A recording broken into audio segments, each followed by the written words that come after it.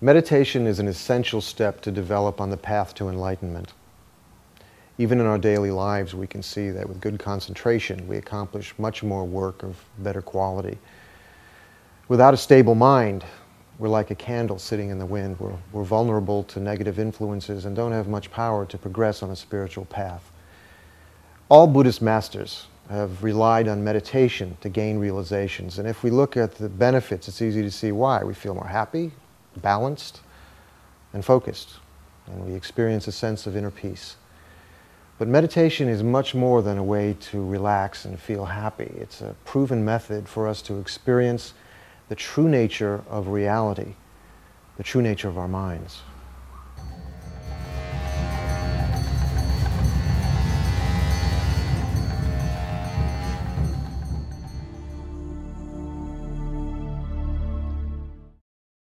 The beneficial results of any positive action that we do can be vast or limited depending on our motivation.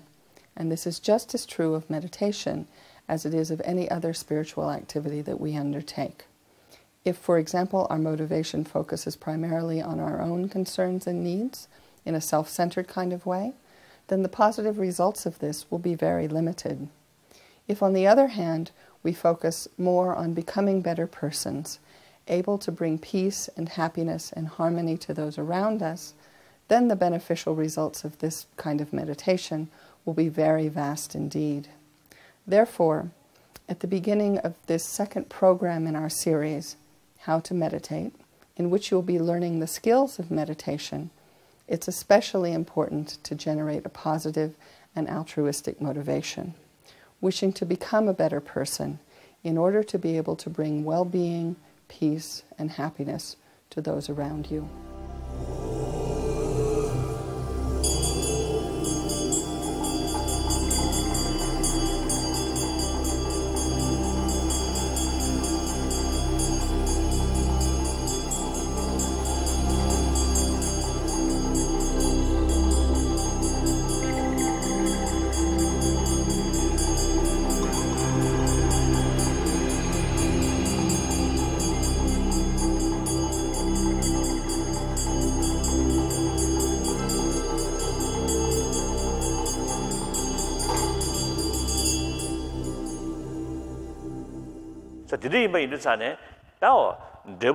So when we speak about meditation, what do we mean by meditation? Meditation is a discipline where you cultivate certain familiarity with the chosen object of meditation. Generally, the problem is that in our normal day-to-day life, in our unreflective states of mind, generally we let ourselves to be under the control and domination of our mind, and our mind comes under the domination of afflictive emotions and thoughts. And because of this, then it leads to influencing our states of mind on the whole to be overwhelmed by destructive and negative emotions and thoughts, which then perpetuates the whole cycle of problems, confusion, suffering, and so on.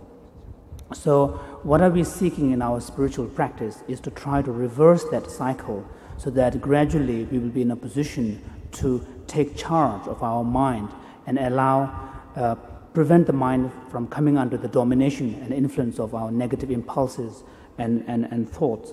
So the way in which we do this is to engage in a constant discipline of cultivation of this familiarity with the chosen object, so that we will be able to gain a certain stability of mind where we have the capacity to place our mind and allow it to abide single-pointedly with a degree of stability upon a certain chosen object.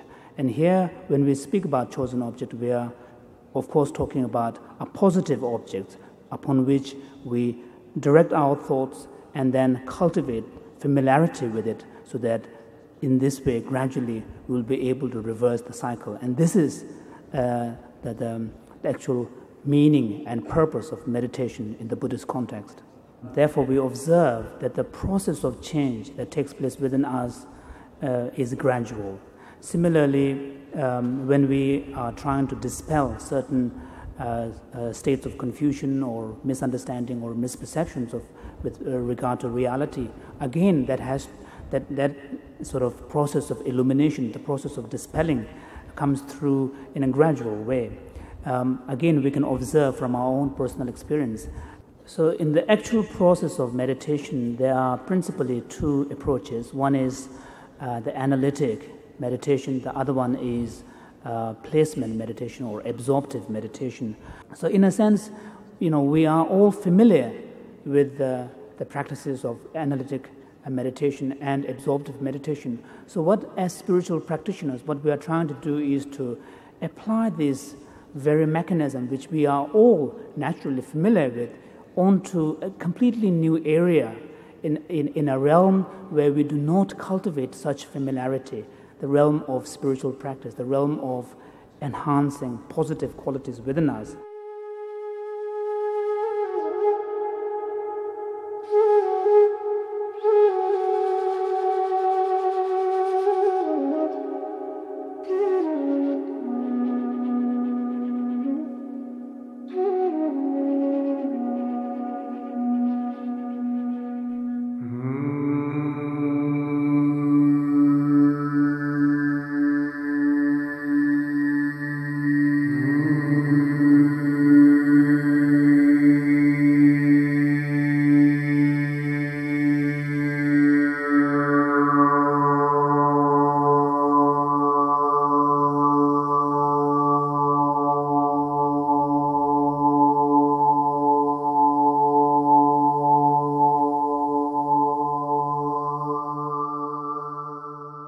To have a mind where you can control your thought and your emotion is incredible. Without speaking about getting spiritual realization, just to be able to say stop to the thought when you want, to say stop to the emotion when you want, to have that capacity to be master of your own mind, to be able to say, oh, these thoughts stop, these emotions stop, now I have enough of you. And to be, whenever you want, you can stay still, So to have this capacity is an incredible, peace of mind, an incredible advantage, Suddenly you become master of your own mind. If you want to develop any qualities of mind, you need some mindfulness, some continuity in what meditation you do, For example, you meditate on love. If your mind of meditating on love gets constantly interrupted by other thoughts, there's no way that you will have the ability to develop a strong love, Same thing if you meditate about the nature of reality, how things really exist. If you have this inquiring mind which follows a stream of thought and wants to reach a conclusion and stay on it, you have to have had a concentrated mind which is able to follow the analysis without being distracted. And once you reach a conclusion, to look at it and see what it implies. You must be able to stay on the conclusion of your analysis and see what it implies, how it changes your whole worldview, based on that conclusion you have reached. So in order for that to function, again, you need to have a calm mind.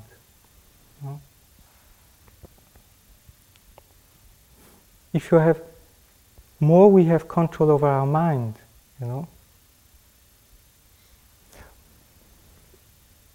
What happens is that instead of going constantly up and down like a yo-yo, being overly excited when something good happens and completely depressed when things go wrong, our usual mind, So with concentration, your mind becomes much more even. That evenness of mind actually is a type of joy, a type of peace, which is so pleasant. Much more pleasant actually than even the excitement of pleasure. To have this still inside, is much more pleasant than having good news and good things happening out there. With time, we see that what we call pleasure, excitement, actually is a form of suffering. It's not real happiness, it's excitement, and it's like boiling water. There's no peace, no serenity in what we call pleasure. You know? But this we see by practicing. So that's why I think effort put into concentration, into developing calm abiding, I think is very important. And we can do that in everyday life. It doesn't need necessarily to go into retreat to do that. You know, you just know how to go about it, and you have to know how to integrate it into your everyday life. In order to develop calm abiding, there are certain conditions, you know, which help. So all these conditions we can gather in our everyday life. You know, we don't need necessarily to go to a complete isolated place. It just means having little desire, be content with one's life situation, you know, and have a little bit of peaceful environment. You know. So even though one might have a family life, still we can wake up an earlier before everybody else and do some calm abiding then, you know, or at the evening when everybody's at bed, or when the children are at school, or something like that. One can find a place, a time in a day, you know, if one wants it, for a peaceful meditation. So the first is to have, you see, wishing to do the meditation, you know, by seeing its advantage, then developing the determination, I'm going to do it, and for such amount of time I'm not going to lose the object, you know, and then is to develop the mindfulness of holding the object without losing it, and once you're able to do that, then you use introspection to check the quality of your concentration. And then to make it more precise, you know, if you're prone to dullness, then you hold the object more intensely. If you have too much excitement, you lose, you know, you relax it to be the grip on your object, you know, and like that, slowly you find the middle way, you know, and you're able to hold on to it. So that's a little bit the process, how one goes about it. And by doing that, you know, one goes through 9 stages. Just in brief, I will go a little bit over that. So when one starts meditating on calm abiding and sits down, you know, and say, okay, I'm going to meditate for 10 minutes, you know. For 10 minutes, you know, I will hold this Buddha image or watching the breath, you know. So at the first stage, one said, wow, what a mess, you know. One realized that one hardly ever find the object, you know. During the whole session, you know, oh yes, you know, oh, I'm supposed to watch my breath. And the mind goes all over the place, you know. So just from time to time, actually, you remember you're supposed to watch the breath. But your mind, most of the time, is going all over the place, you know. So this is the first stage of meditating on calm abiding, you know. Is that, you know, it's called placing the mind.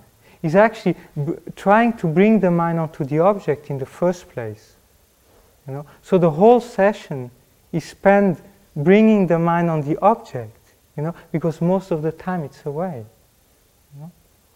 So then the second stage is called placement with continuity. So there one is able to bring the mind on the object and stay it for a little while before losing it again, right? So there is a continuity. Before there was no continuity at all, you know. You just bring it there, poof, it goes off. You bring it there, it goes off, you know.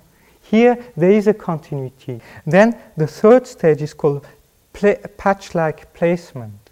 So there, at the third stage, you're able to stay on the object for quite a while, you know. You stay on the object, and from time to time you lose it.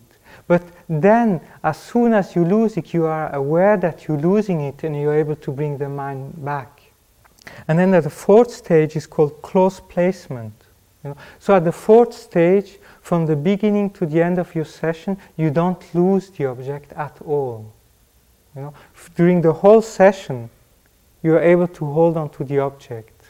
Right? There still is distraction and dullness, but one part of your mind never loses the object anymore. And then the fifth stage is called controlling.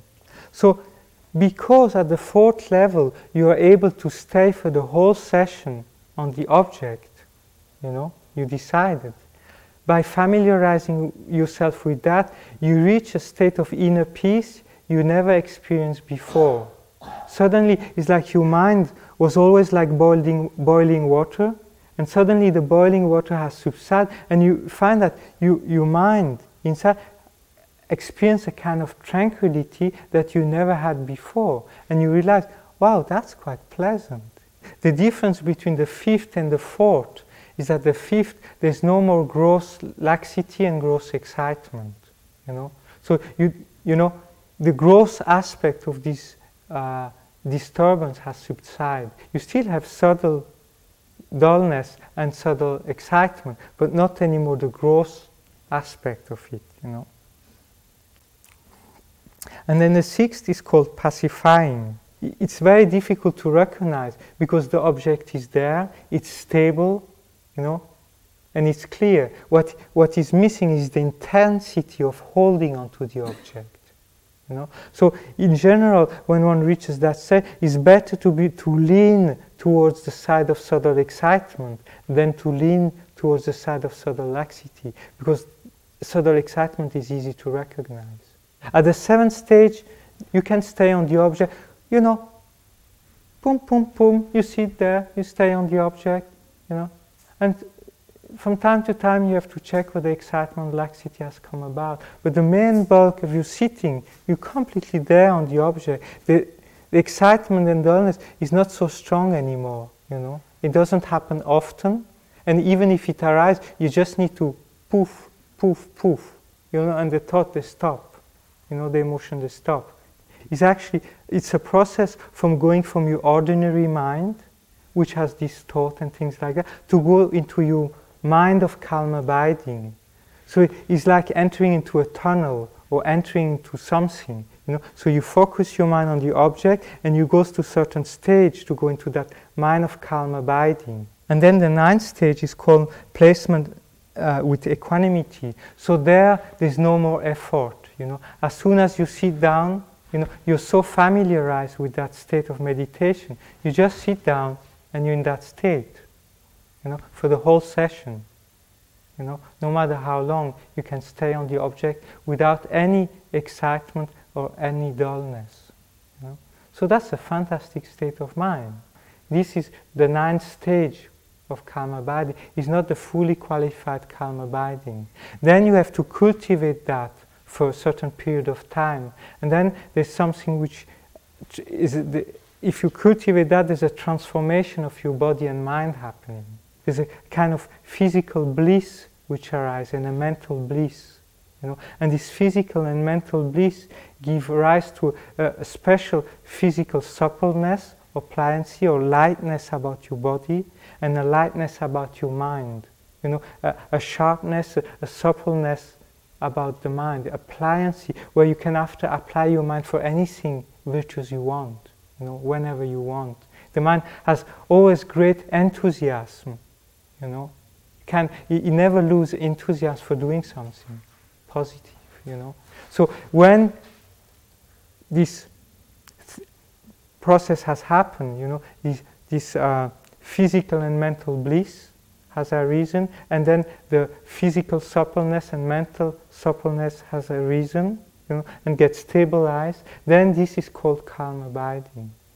It's a very clear path. You know, it's very well put down, you know, and so you know exactly where you are, what's your problem, and how to face it, you know, to go to the next stage. So this you find, you know, in the Lamrim tradition, in the section on calm abiding, you know, you have an explanation in detail on that, you know. So, good luck.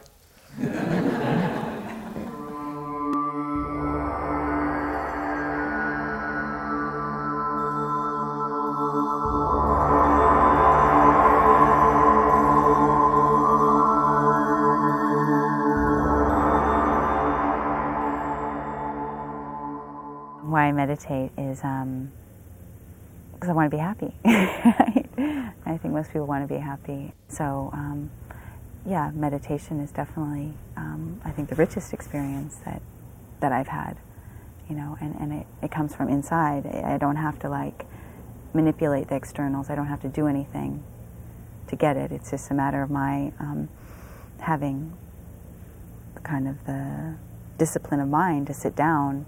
Normally I meditate twice a day, at least, in the morning when I wake up, kind of when I'm still kind of just to get my frame of mind, my space in myself right. It's like I know that I'm already whole, you know, that I already have everything. It's all right here, and so therefore I can like go out in the world and, you know, be there for other people. By meditating, I feel, because of this heightened awareness, that I can almost sense my, if something's, you know, my own thoughts, like if I'm having negative thoughts about someone or kind of my own delusions, I can see them, you know, it's like, oh right, there's my delusion, and there's like this separation sometimes between the thought and kind of my awareness watching the thoughts coming, you know, and it's kind of, you know, like, it's like a dream, you know, or watching my own hallucination, you know, there's just some sort of space between them where I'm not really identifying with everything. How that relates to my morality, it's like keeping a check on my actions, you know, my thoughts, you know, my words. If something's happening, I'm not like just, you know, jumping out and saying, reacting with harsh words. If I keep that, you know, like very spacious awareness, you know, it's like, this is all me, and why would I want to have these ugly thoughts or, you know, towards, you know, these kind people around me. So this perfect meditation involves concentration, and concentration is a very elusive thing, I have found. It's very funny because you think that you can just go and you can set the mind, especially in a quiet environment. You're not going to have the outside influences. And you'll be able to get to a very concentrated state very quickly. Well, that may be true at certain times, but I'll tell you, most of the time the mind is wandering. It takes a lot of determination. It takes a lot of time to be able to control it. I found during retreat you get a little taste of how things really do exist. And once you get that little taste, you become very hungry. You want to repeat that experience. So meditation is vital for that, because you want to keep bringing the mind back to that little taste you had. We have the fortunate circumstances to receive the Dharma teachings in this life, to meet these precious lamas who are spreading the truth, and that we can realize this truth. It's not just for lamas or teachers or long-term meditators. I mean, the common everyday person, the business person, the housewife, everybody can realize the ultimate nature. And we must do it, because we have this human rebirth. We have a very short time. We have this flash of lightning in order to do it. And we can't waste our lives drowning in alcohol, drowning in drugs.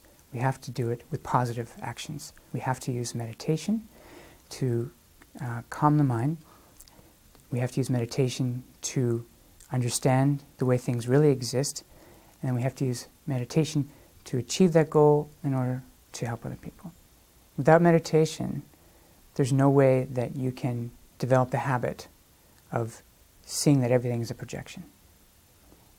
Meditation is vital. It's essential. It's sort of like the water, it's the air in your life.